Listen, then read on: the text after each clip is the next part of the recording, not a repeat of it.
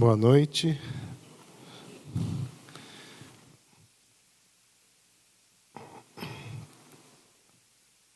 Vou voltar ao tema do perdão nessa noite, usando um texto que o pastor Clóvis citou hoje pela manhã, para tentar esclarecer algumas outras questões. Eu peço que você esteja em oração durante esse tempo, porque, como eu disse há 15 dias, é um tema bastante delicado. E eu acredito que o entendimento equivocado de como nós devemos perdoar e o que isso significa pode criar um peso indesejado, um peso injusto sobre as nossas vidas. Então, vamos orar. Pai, tem misericórdia de nós. Nós que recebemos o Teu perdão de maneira tão apropriada, mas que custou tanto para o Senhor. Nós queremos aprender a perdoar, a obedecer ao Teu mandamento. Mas também queremos, ó Pai, entender o quanto isso pode ser custoso e aliviar esse peso dos nossos corações para que nós o façamos com mais facilidade, com mais santidade em nossas vidas e em nossa caminhada cristã.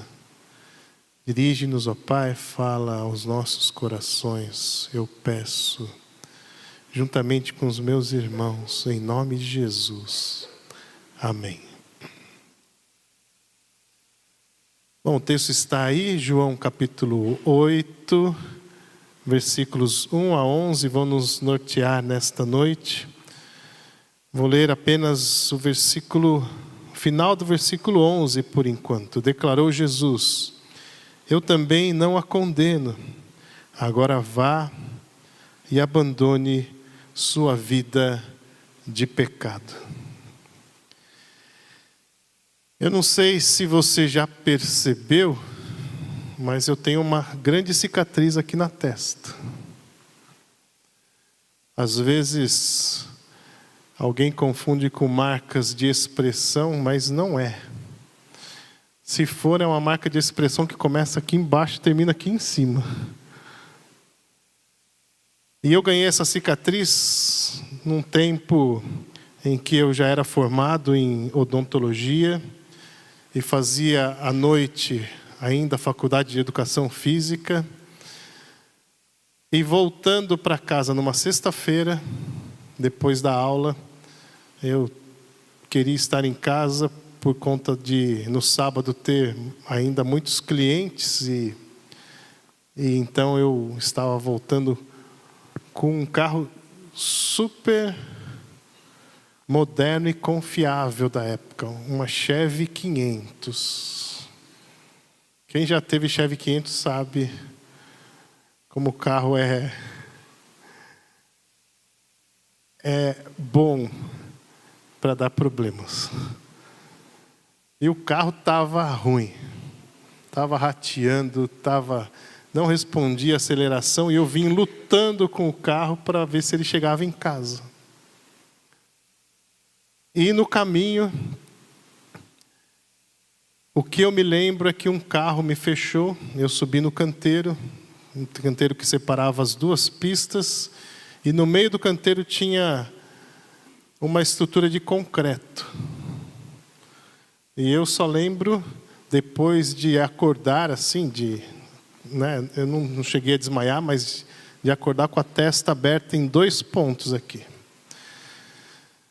E aí o carro foi embora, eu estou falando do que eu me lembro, tá? O carro foi embora, eu fiquei. E eu tinha colocado a minha carteira em cima do painel, e eu, com o impacto, o cinto era abdominal, e eu me inclinei, o volante se curvou com a força que eu fiz, e eu estourei o para-brisa com a testa. E aí eu fiquei preocupado de encontrar a carteira, porque eu achei a carteira voou. E aí parou um carro para me auxiliar, um casal, e o casal falava, vamos embora, vamos para o hospital. E eu falava, não, eu preciso achar minha carteira. E o cara estava desesperado. Vocês sabem como é homem quando vê sangue, né? O cara desesperado, eu falava assim, não se preocupe. Eu abria o corte e batia no osso assim. Eu falava assim, não quebrou nada. Até que não teve jeito, eu fui para o hospital, aí cheguei lá, eu me lembro de algumas partes só. E me lembro do médico, então, vindo suturar, e ele pegou uma linha super grossa. Eu falei, não, eu sou dentista, pelo amor de Deus. Aí ele pegou uma mais fininha, que também não era tão fina assim, e ele só fechou e costurou. E ficou saindo caco de vidro da minha testa pelo menos por uns 15 anos. Depois disso, fui para casa, não atendi os pacientes no sábado. Tive que desmarcar todos. E fiz algumas cirurgias corretivas. E aí o cirurgião plástico que tinha lá no Hospital da Aeronáutica, ele tentou fazer a última para tirar um calombo que tinha aqui, mas doía tanto a cirurgia, porque tem que tomar injeção na testa. Você já viu a expressão? Eu sei o que é isso. Dói mais do que injeção na testa? Eu sei o que é isso. E aí eu falei, não, tá bom, já, fique tranquilo, já sou casado, não vai mudar nada na minha vida essa bolinha que ficou. Mas a cicatriz ficou. Hoje ela não dói mais, graças a Deus. Mas eu quero dizer que eu me lembro de duas coisas. Eu me lembro do meu pai me dizendo, é bom um jovem ter cicatriz, porque quando ele olhar para a cicatriz, ele vai se lembrar do que aconteceu. E eu falei, meu pai podia ter sido mais misericordioso comigo, né? E a segunda coisa é que toda vez que eu olho para o espelho, eu lembro do meu pai falando, que bom que você tem essa cicatriz. E eu me lembro desse acidente, ou seja, eu me lembro desse acidente todos os dias que eu olho no espelho. Claro que não dói mais, mas eu me lembro. Assim é o perdão. Quando você sofre uma agressão, quando você sofre um ataque, quando você sofre algum tipo de situação que realmente lhe causa uma ferida aberta, que sangra, que começa a incomodar, que dói.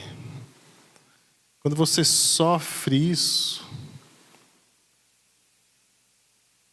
o perdão é o primeiro momento para você iniciar o tratamento, a restauração, a sutura, a cura.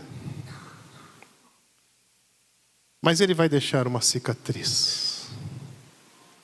Uma cicatriz que não dói mais. Uma cicatriz que serve até para você se lembrar de não fazer certas coisas. Nunca mais andei de Chevy na minha vida. O carro ruim.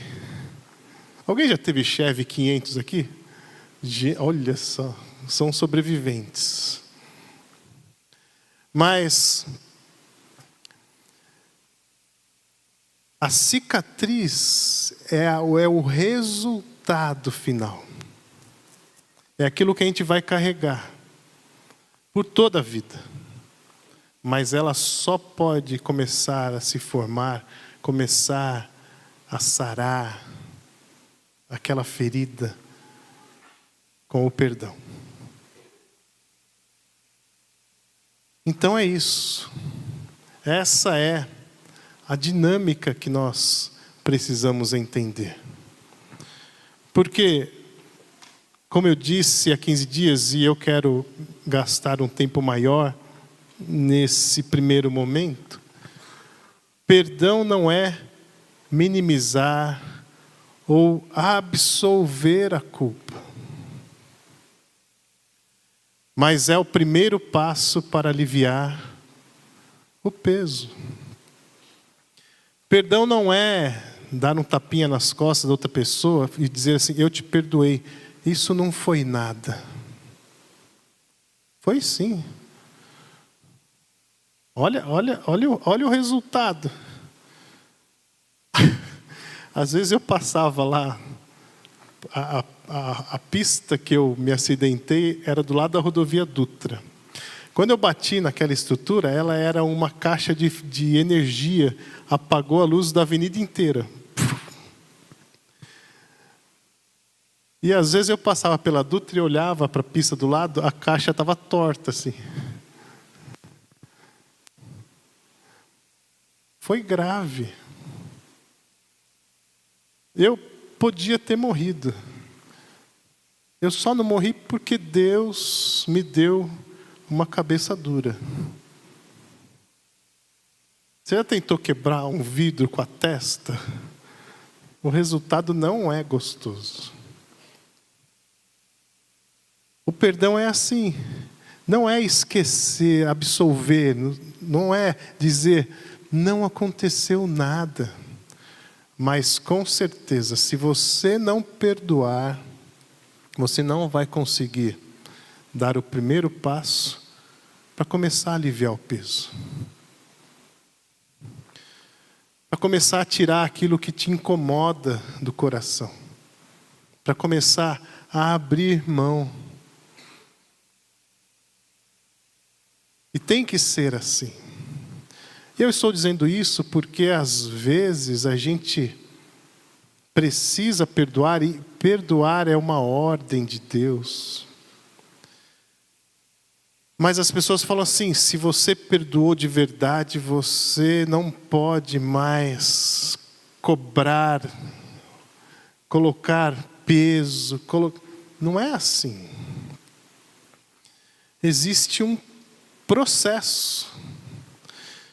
Eu quero dizer que o perdão é um ato, mas o alívio do peso é um processo. Cada dia aquilo vai ficando mais leve, mais leve.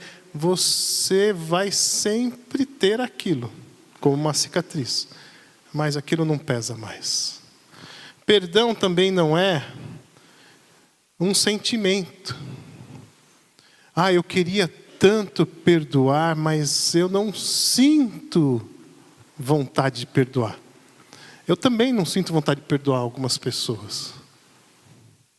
A minha vontade às vezes é de esganar. Né?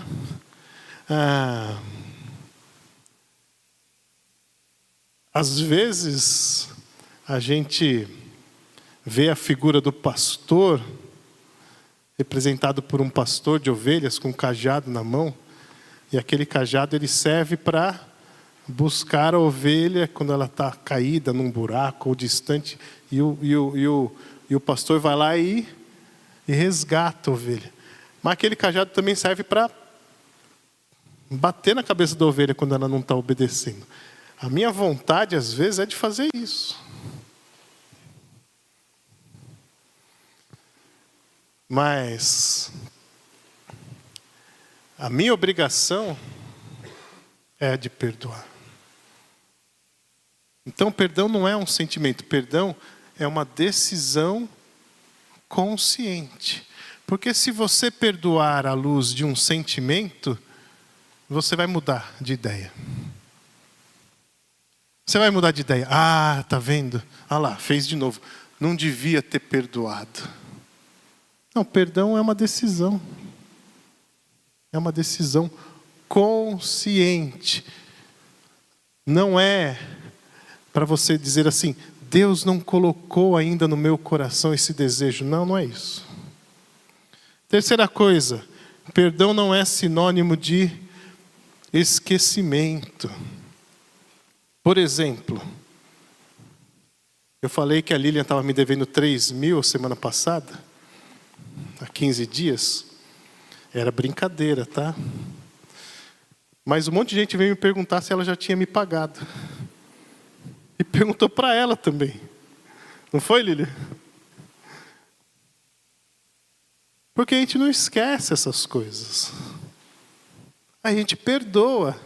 E é brincadeira, viu? A Lilian não me deve nada. Eu não vou falar aqui quem me deve porque vai ficar chato.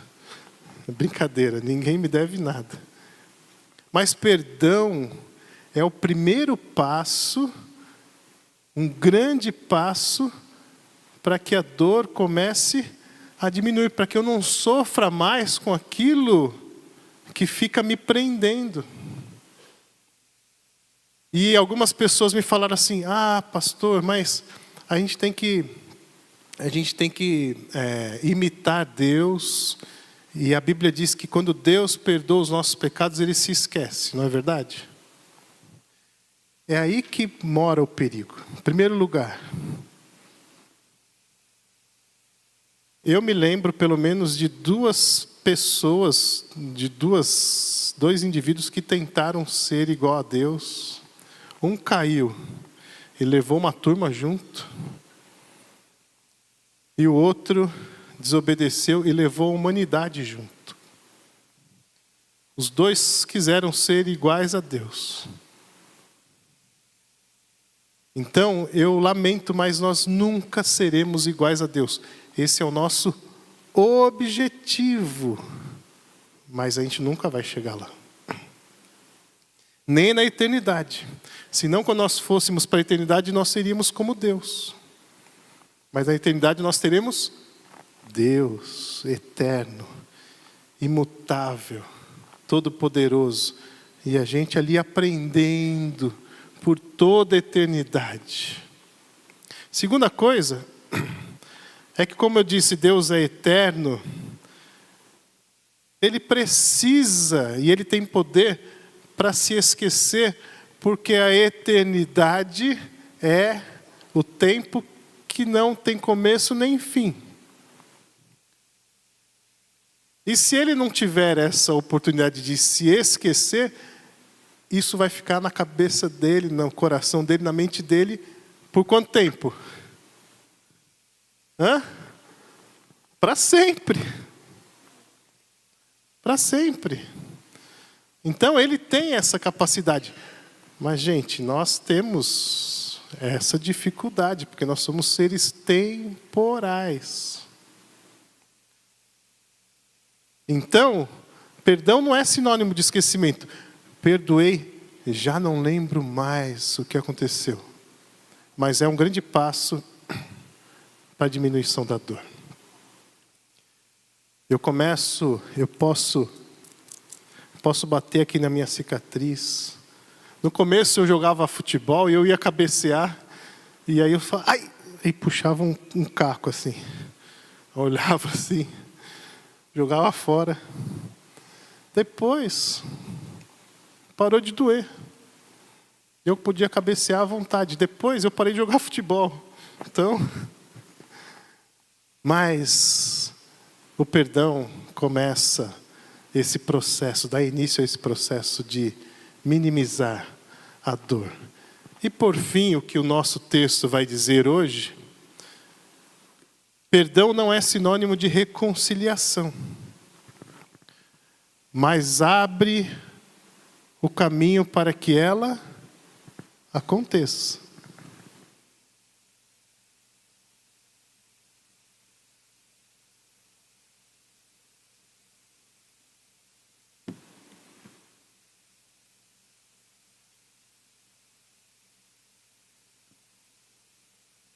Alguém está servido?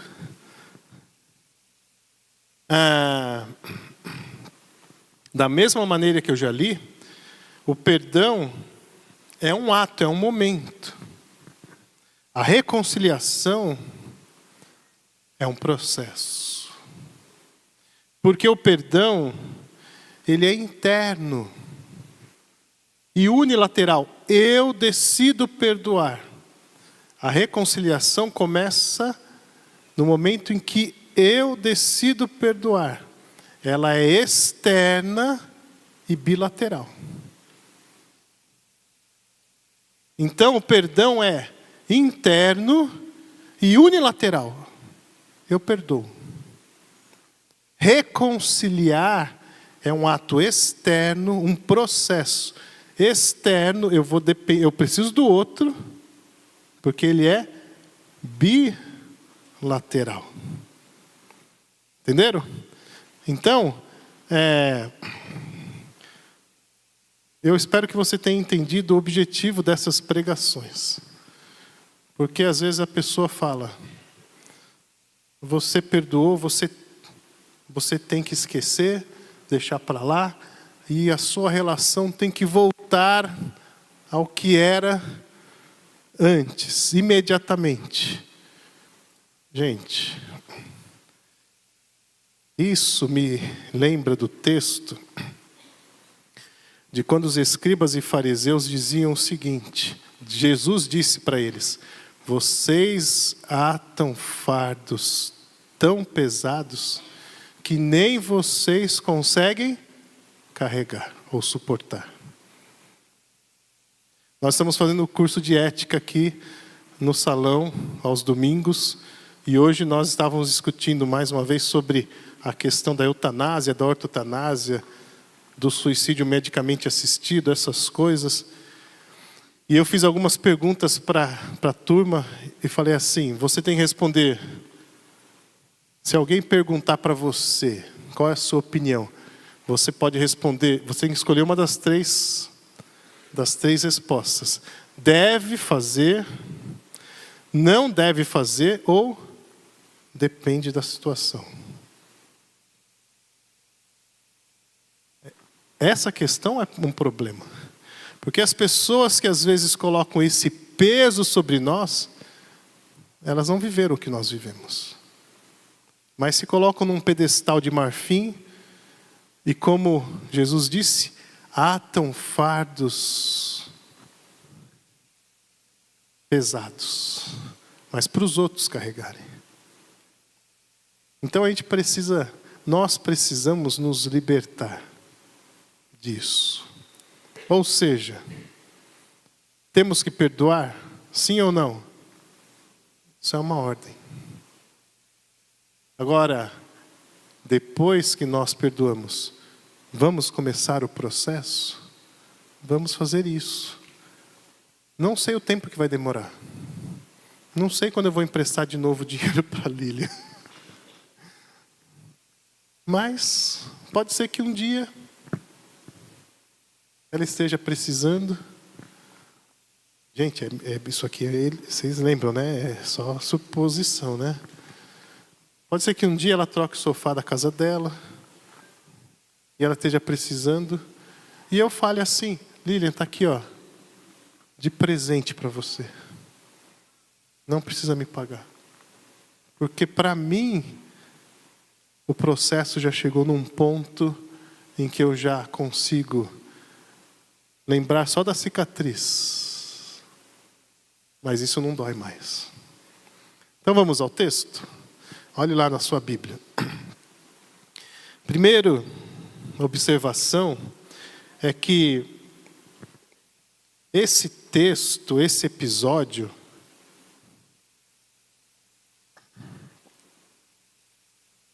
ele, a partir do versículo 53 do capítulo 7 até o versículo 11 do capítulo 8, diz aqui na NVI que muitos manuscritos não trazem esse trecho, de 7:53 até 8:11. O comentário aqui na NVI em inglês é que os textos anteriores e os mais confiáveis manuscritos e outras testemunhas antigas não têm esse texto. Na verdade, esse episódio, ele veio sendo passado de boca em boca, de boca em boca, de boca em boca, e ele começou a figurar no texto, na Bíblia, que ainda não estava formada, em vários locais, inclusive até no livro de Lucas. E lá pelo 5º século, entende-se, ou supõe-se, que pegaram esse texto, tiraram do livro de Lucas e passaram para essa altura do livro de João, porque ele faz a conexão entre o último versículo do capítulo 7, que é o versículo 52, perfeitamente com João 8:12. A gente vai ver isso. Então, a partir do 5º século você encontra esse texto no Evangelho de João. E ele diz assim: Jesus, porém, ó como termina o capítulo 7, o 53. Então cada um foi para a sua casa. Jesus, porém, foi para o monte das oliveiras.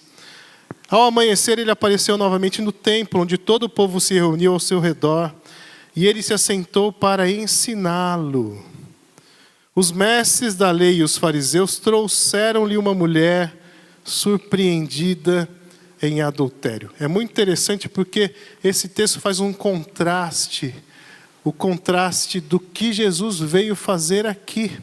Esse texto abre a discussão da lei versus a graça. Ali os escribas e os fariseus representando a lei. A lei diz, e Jesus representando o Evangelho de Cristo. A graça é assim.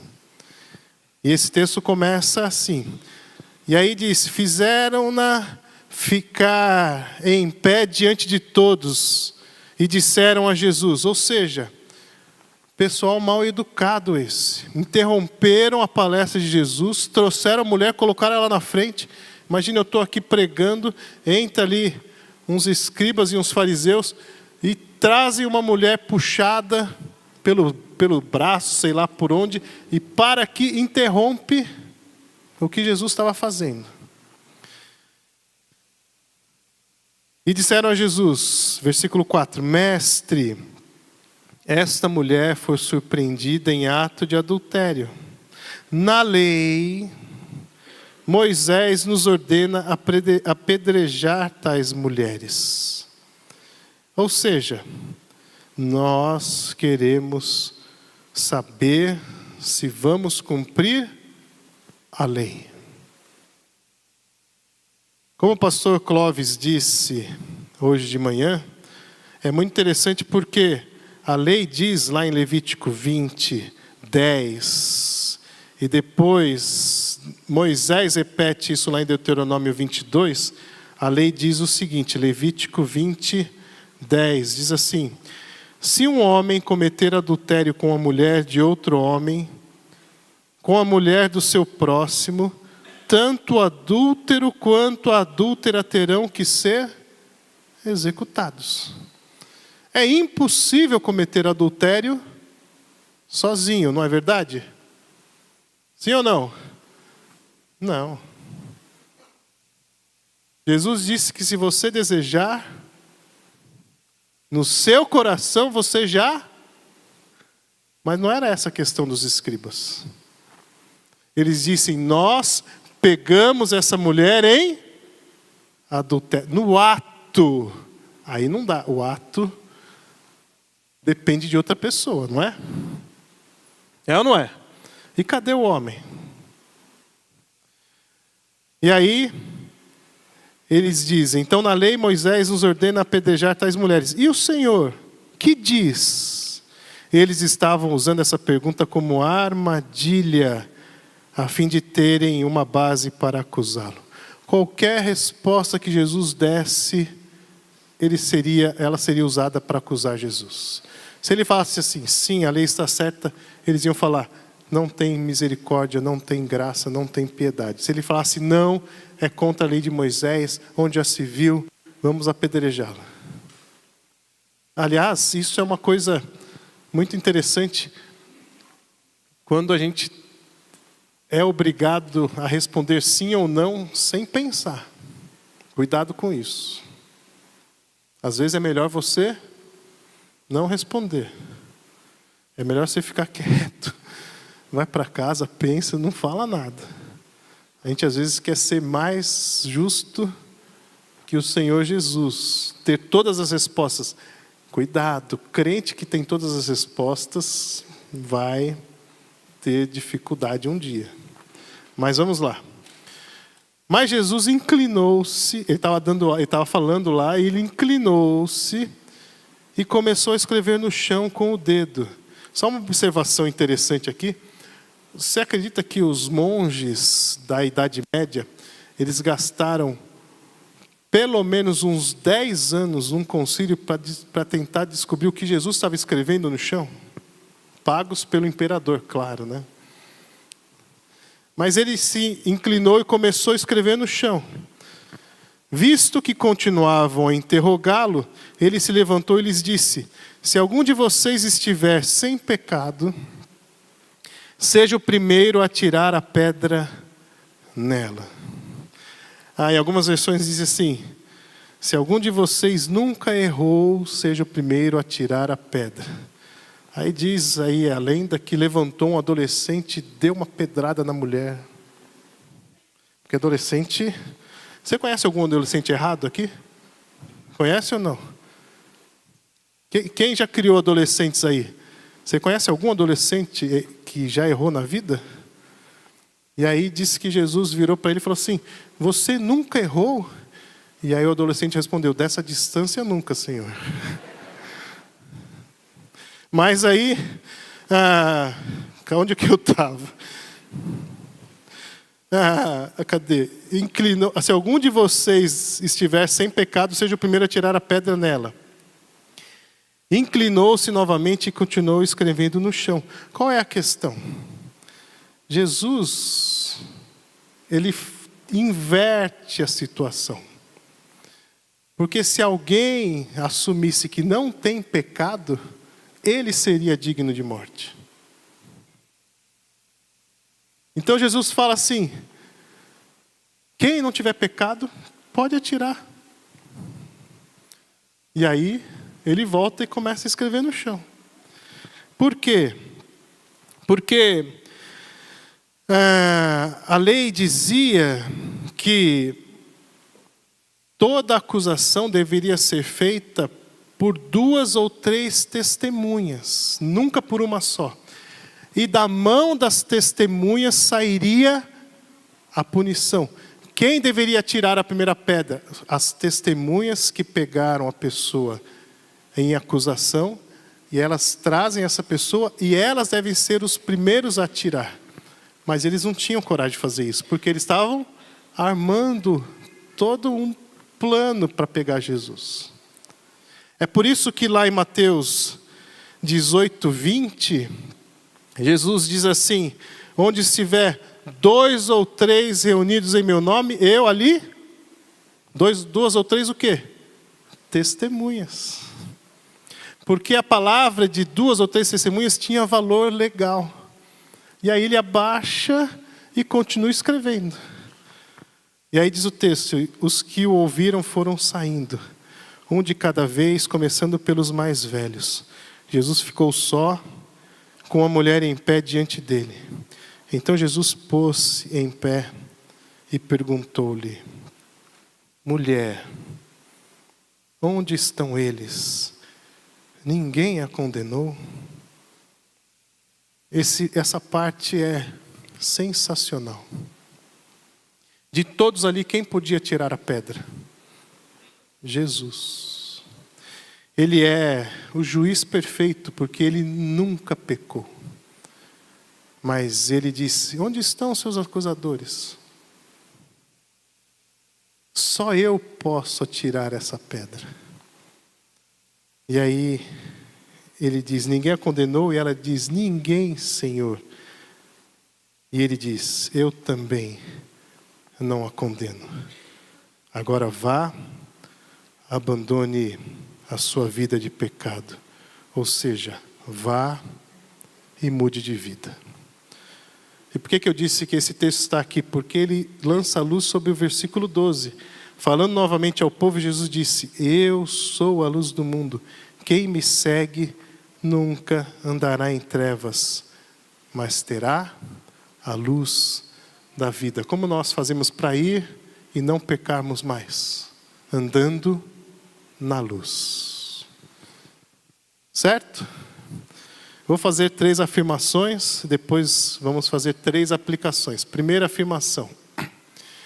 Em vez de julgar a mulher, Jesus julgou os juízes. A mulher estava ali para ser julgada pelo povo e por Jesus. E Jesus então inverte, diz, vocês juízes, avaliem-se. Quem for puro, que atire a primeira pedra. Quem for impecável, atire a primeira pedra. É assim que a gente deve pensar. Por que eu vou atirar a primeira pedra, se eu também sou pecador? Por que eu acho que eu sou juiz e posso tomar o lugar de Jesus, quando o assunto é com os outros, se eu também sou pecador? Essa é a primeira questão. A segunda, o maior inimigo do perdão é a hipocrisia. Você percebe que os escribas e fariseus estavam armando um esquema para colocar Jesus à prova com a pergunta que eles fizeram. Mas a mulher não negou que ela estava em adultério?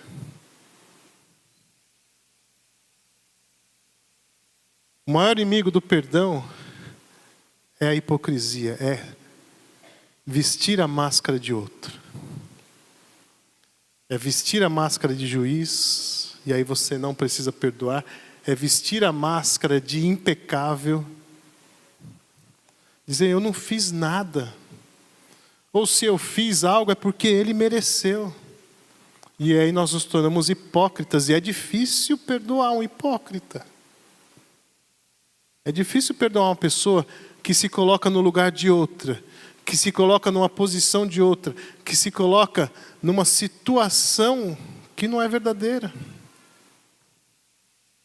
Então, a hipocrisia, ela dificulta a reconciliação. Dificulta a reconciliação, porque ela dificulta o ato de perdão. Terceira afirmação. Jesus foi o único que viveu sem pecar. Portanto, ele é o único juiz das nossas vidas. É claro que a igreja deve julgar uns aos outros, é óbvio.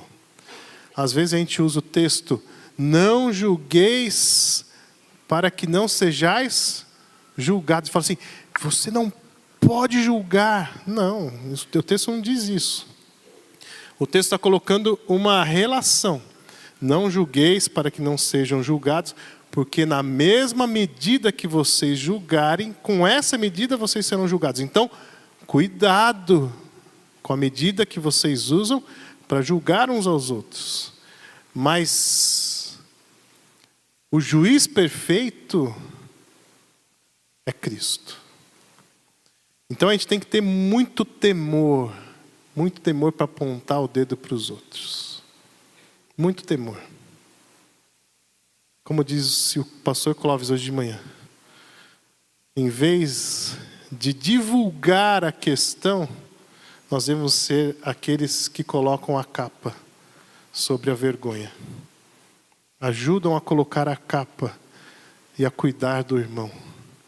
Foi isso? Eu prestei atenção, você viu? Certo? Então vamos aplicar? Primeiro, você é um perdoado por Cristo. Ou seja, se Cristo te perdoou, ninguém pode condená-lo. Tem muito crente que não tem uma vida cristã plena, porque carrega um peso do que fez no passado e acredita que isso vai ser uma assombração na vida dele, por toda a eternidade. Se Cristo te perdoou, perdoado está. Ele é aquele que pode esquecer. Nem Satanás pode acusá-lo. Se Cristo perdoou, você é um perdoado eternamente. Certo? Você precisa ter isso forte no seu coração, para que você seja um bom cristão. Por que você acha que as pessoas viriam aqui? Por que nós convidamos as pessoas para estarem aqui conosco? Por quê? Porque nós somos bonitos? Porque nós somos cheirosos? Eu penso, que se o profeta disse que o Filho de Deus não tinha, como que é? Beleza nem formosura, é isso? Você imagina a gente. Por que que eu convido alguém para vir aqui? Porque a pessoa precisa de perdão. E esse é o lugar dos perdoados. Esse é o lugar dos perdoados. E você tem que viver como um perdoado. Você tem que pegar esse presente de Deus para a sua vida, de forma que outros sejam atraídos por isso. Segundo, o perdão de Cristo não nos dá o direito de continuar pecando. Eu sou um perdoado, e quando Deus perdoa, Ele se esquece, e ninguém pode me condenar. Então eu vou continuar pecando, certo? Errado. O que Jesus disse para aquela mulher? Onde estão os seus acusadores? Todos foram embora. Nem eu te condeno. Mas vá e não peques mais. Porque cada vez que você pecar, você corre o risco de abrir a ferida. Lembra que eu falei que eu fiz algumas cirurgias para arrumar aqui? Até eu não aguentar mais e parar. Falei, para. E eu parei por conta da injeção mesmo, de anestesia. Ela doía para burro. Mas quando você continua pecando depois do perdão do seu irmão, você não entendeu, você está reabrindo a ferida. E como que uma ferida que você abre, ela começa a cicatrizar, você abre de novo, ela começa a cicatrizar, você abre de novo, ela começa a cicatrizar, vai virar uma cicatriz? Nunca. Aliás, esse é um dos possíveis causadores de tumor. Você provoca uma ferida constantemente e intensamente até um ponto em que o organismo perde a capacidade de se regenerar. E aí vira um tumor.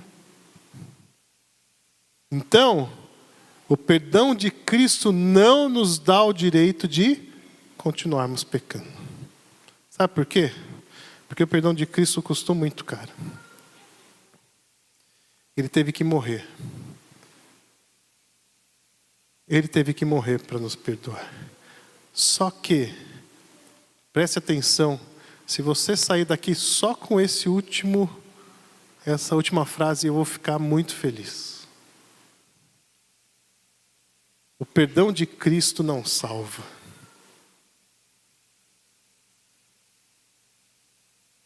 A salvação está em crer em Cristo. Aquela mulher saiu dali perdoada, mas ela não saiu salva. Para que ela fosse salva, ela precisaria aceitar o sacrifício de Cristo por sua vida. Tem muito crente enganado na igreja,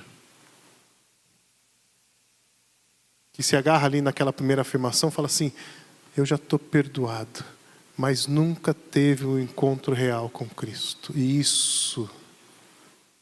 esse encontro real é a única coisa que pode nos salvar. Porque não é o perdão dos pecados que nos salva. É o sangue de Jesus derramado na cruz que perdoa os nossos pecados. E isso Ele já fez. Nós celebramos isso hoje de manhã na ceia. Ele derramou o sangue dele para perdão dos pecados de todo aquele que crê. Por isso nós não somos universalistas. Se só o perdão de Cristo salvasse, o sangue de Jesus derramado na cruz pelo pecado da humanidade significaria que toda a humanidade estaria salva. Mas não é assim que a Bíblia ensina.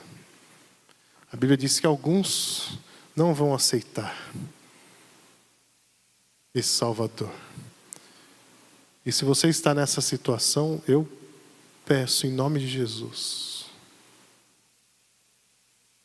creia que só Jesus Cristo pode perdoar os seus pecados e salvar você da última consequência da falta de perdão, que é a morte eterna. Se você crê nisso, viva para a glória de Deus, mas vá e não peque mais. Amém? Vou pedir para a equipe subir, vamos orar. Pai, tem misericórdia das nossas vidas e ensina-nos, ó Pai, a sermos perdoadores. Ajuda-nos nesse caminho de reconciliação, mas nós cremos que Jesus Cristo teve que morrer para nos perdoar.